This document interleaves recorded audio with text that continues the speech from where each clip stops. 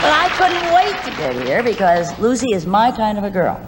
We're both cut from the same mold. It's just that I'm moldier. America's first famous female stand-up comedian made millions laugh for 5 decades. She turned her marriage into a punchline, her looks into a costume, her poverty into a punchline, her life into a show. But there was one part of her life she never turned into material, one daughter she never joked about, one room she drove to every Sunday for over 30 years. No cameras, no reporters, no questions. When those Sunday visits stopped, The Reason Why tells you everything about what Phyllis Diller was really made of. She kept her greatest secret her entire career. She only let it go after her death. This is that story. The girl who learned that pain has a price. Born July 17, 1917 in Lima, Ohio, Phyllis Ada Driver grew up in a house where silence was mandatory and death was routine. Her father was 55 when she arrived. Her mother was 36. The house was full of elderly relatives from another era. Her father's oldest brother had fought for the Confederacy. By the time Phyllis was 10 years old, she had attended more funerals than birthday parties. She didn't fear them. She studied them. The waxy faces. The flowers arranged too perfectly. The way adults crumbled in public while pretending they were fine at home. She found the gap between what people showed and what they felt fascinating. She made mental notes, filed observations away. She didn't know it yet, but she was already building her act. School was its own education in humiliation. Her mother sewed her clothes by hand. When fur trim became fashionable, Phyllis pinned scraps of fabric around her dress hem and walked into school thinking she'd figured it out. Her teacher stopped the class, stood her up, let the other children stare. The laughter was sharp and cruel. Phyllis stored every second of it. Years later, audiences would roar at the same moment. The difference was that now she controlled it. Music was her escape route. The Sherwood Music Conservatory in Chicago accepted her at 14, a child from a dying Ohio town studying alongside professionals. She could play pieces that made adults stop and lean in. For 3 years, she had the beginning of a real future. Then the Depression erased it. The conservatory cost money. By 1933, that money was gone. 3 years of training ended not with a recital, but with a letter she wasn't allowed to return. She was 16. Her professional music career was already over. She took anything that paid. Cleaning houses, writing advertising copy, filing papers. She sold newspapers on street corners for pennies that bought bread. The family name wasn't even real. Generations back it had been Triber, changed for reasons nobody could remember. Even their identity had been borrowed. She filed that away too. The husband who made her famous by doing nothing. Bluffton College appeared in 1935 as a second chance. Music education this time. Something practical. That's where Sherwood Anderson Diller found her. He showed up to their first date in his mother's car, paid for dinner with his mother's money, and talked about his big plans with the absolute confidence of a man who had never achieved anything. He had dropped out of college, claiming his professors knew less than him. He was 26 years old, living at home, wearing clothes his mother still picked out. Every rational instinct said run. She married him in 1939 anyway. The Depression made desperation reasonable. 2 people could survive cheaper than one. That was the math. But the math only worked if both people actually worked. Sherwood had principles about that. Manual labor was beneath him.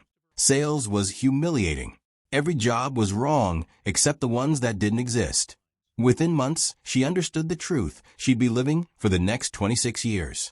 He could not hold a job for longer than 2 weeks. He would arrive late, argue with supervisors, quit in dramatic fashion, then come home and begin planning his next failure while she figured out how to pay rent. 6 children would eventually arrive. One died at 2 weeks old in 1945, premature, lungs underdeveloped. She went home from the hospital and made dinner and acted normal. Started writing articles for local papers the following week at $2 each. 50 cents for advertisement copy. Money was money.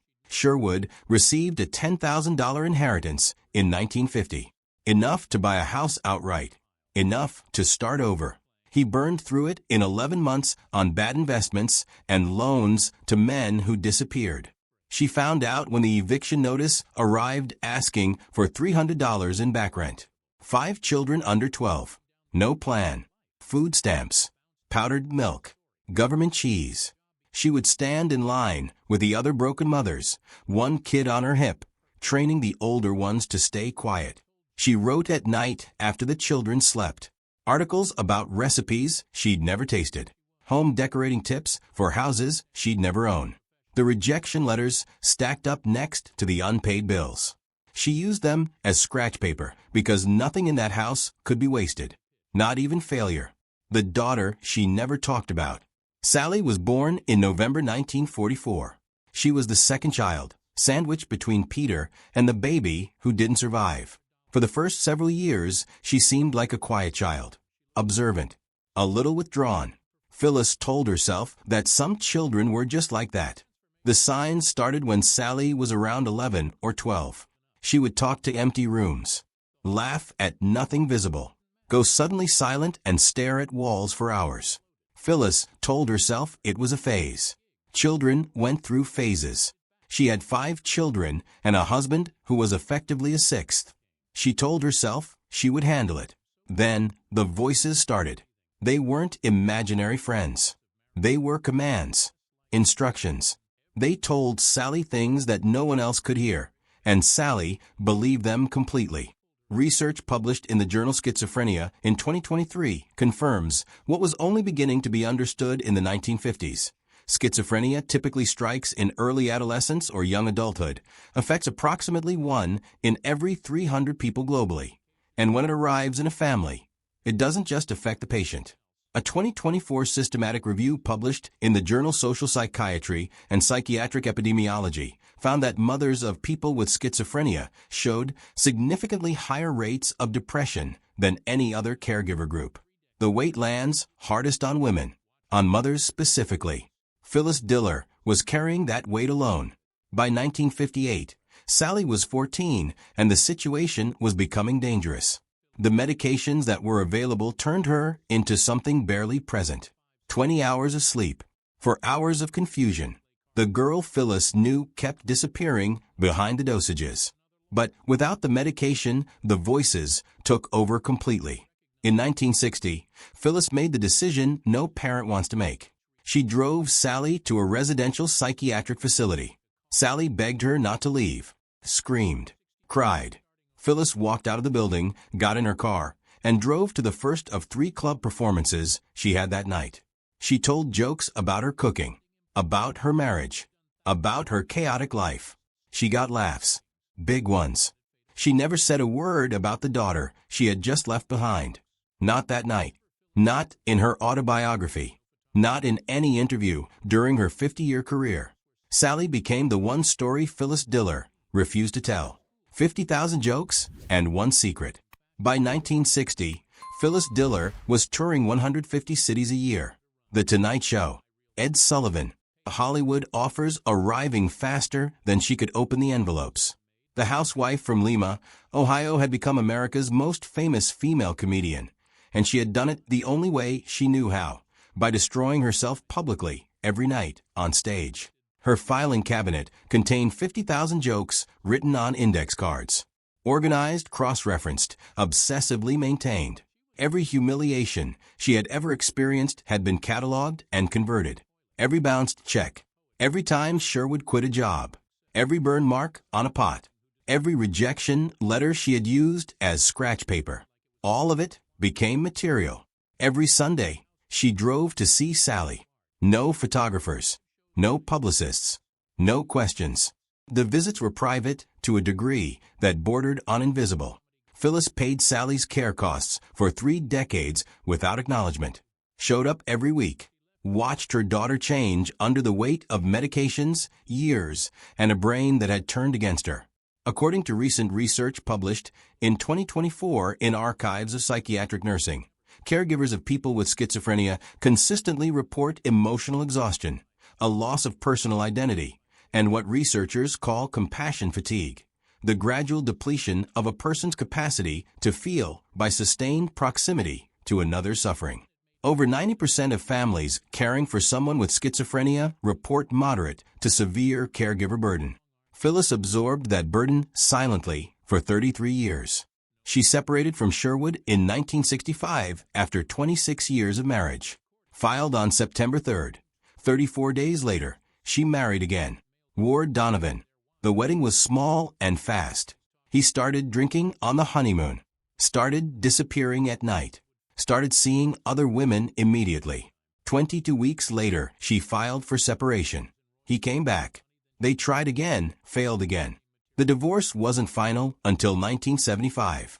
During all of it, she was performing, touring, recording, appearing on television, giving interviews in which she laughed about husbands and failure and the absurdity of her own life. She made the ugliness look like comedy. What she was living was not comedy. It was something that didn't have a punchline. The science of silence. Researchers who study celebrity mental health and stigma have spent decades trying to understand why public figures in Phyllis Diller's era chose concealment over disclosure when a family member had serious mental illness. The answer is straightforward and brutal. In 1960, schizophrenia was not understood as a neurological condition. It was understood as a moral failure, a defect in the family, something that reflected on the parents. A 2023 study published in Frontiers in Public Health examining stigmatizing attitudes toward mental illness found that even among caregivers themselves, internalized stigma remained one of the most damaging forces affecting both their quality of life and their willingness to seek support. For a female comedian building a career in a field that didn't believe women belonged there, disclosure wasn't merely risky. It was potentially career-ending. The audience who loved Phyllis Diller loved the idea of her. The chaos was funny because it was manageable, because she survived it, because she laughed. A daughter institutionalized with schizophrenia wasn't manageable, wasn't funny, didn't fit. So Sally stayed invisible. She was never mentioned in Phyllis's act, never referenced in interviews, never acknowledged in the profiles that painted her life as one long, hilarious disaster that she overcame through will and humor. Phyllis Diller was America's expert in turning her life into a joke, and the one part of her life she kept private was the part she knew she couldn't make funny. Some things are beyond comedy. That was Phyllis Diller's actual message, even if she never said it out loud. The death count. Sally died in 1993, 49 years old, 33 years in institutional care. Phyllis was 76 years old when she buried her second child, the daughter she had visited every Sunday for more than 3 decades, the daughter she had kept in silence while the world watched her laugh. She went back to work. Peter died in 1998, her firstborn, heart failure at 58. Phyllis was 81. She had outlived her eldest child. The funeral was private. She told no one in the press. She went back to work. July 4, 2002. Independence Day. Stephanie had a stroke. 54 years old. Gone before anyone could prepare. Phyllis was 85. She had outlived 3 of her 6 children. A baby who lived 2 weeks in 1945. Sally in 1993. Peter in 1998. Stephanie in 2002. Robert Hastings, the companion she described as the love of her life, died of cancer in 1996. She sat beside his bed and held his hand and watched him go. 11 years of peace. Worth grieving. By 2012, she was 95 years old. She had attended more funerals than birthday parties as a child. She had spent the rest of her life proving that pattern right. Only Perry and Suzanne remained. The jokes remained. She kept those too. She stopped performing in 2002 when a back fracture made standing impossible. She didn't announce a retirement. She just stopped taking bookings and let it fade. Over 5 decades of performing. Thousands of shows. 50,000 jokes. She had outlived most of her original audience. She died August 20th, 2012. In her bed. In her sleep. Perry said she was smiling. What the secret actually tells us. Phyllis Diller's estate and family released details about Sally's condition only after Phyllis was gone. The timing was not accidental. She had spent 60 years protecting her daughter from the stigma she knew would follow, and she was not about to stop doing it while she was alive to hold the line. The autobiography she released in 2005, like a lampshade in a whorehouse, described her marriages, her poverty, her plastic surgery, her failed television pilots, her fake heart attack of a first husband. It described comedy as self-therapy. It described her life as one long act of survival through humor. It did not mention Sally by name in any meaningful detail. Some secrets are not about shame. Some secrets are armor. Recent research published in 2024 in the International Journal of Older People Nursing describes how caregivers of people with schizophrenia often feel trapped in multiple roles, scapegoated by family members, and isolated by stigma. The research shows that the burden compounds over time, that it reshapes every relationship, that it leaves marks invisible to everyone watching. Phyllis Diller carried those marks under every wig, behind every joke, beneath every laugh that stopped a room. She was not, as the audience believed, simply a woman who had learned to laugh at her own life. She was a woman who had learned to laugh loudly enough to drown out the parts of her life that were too heavy for laughter. The audience thought they were seeing the whole story. They were seeing the part she could afford to give them, the legacy she actually left. Joan Rivers wrote jokes for Phyllis Diller before she became Joan Rivers. Ellen DeGeneres has cited her influence. Roseanne Barr, Lily Tomlin, Whoopi Goldberg, an entire generation of female comedians who walked through a door they did not open, because Phyllis opened it at 37 years old in a Goodwill House dress in a 50-seat basement club in San Francisco. The Smithsonian Institution now holds her gag file. 48 filing drawers. More than 50,000 index cards. Every joke she ever wrote, organized and preserved. It is one of the most detailed records of how a human mind converts pain into art that exists anywhere. What the Smithsonian does not hold is the record of the Sunday drives, the parking lots of psychiatric facilities, the chair she sat in across from a daughter who could not always recognize her, the bills she paid that nobody counted, the weight she carried that never made it onto a single index card. That story was not for the filing cabinet. That story was Sally's. And Phyllis kept it that way until there was no longer anyone left who needed her to. On August 20th, 2012, Phyllis Ada Diller died in her bed in Brentwood at 95 years old. Perry said she was smiling. Given what she had carried, that smile was the most remarkable thing she ever performed.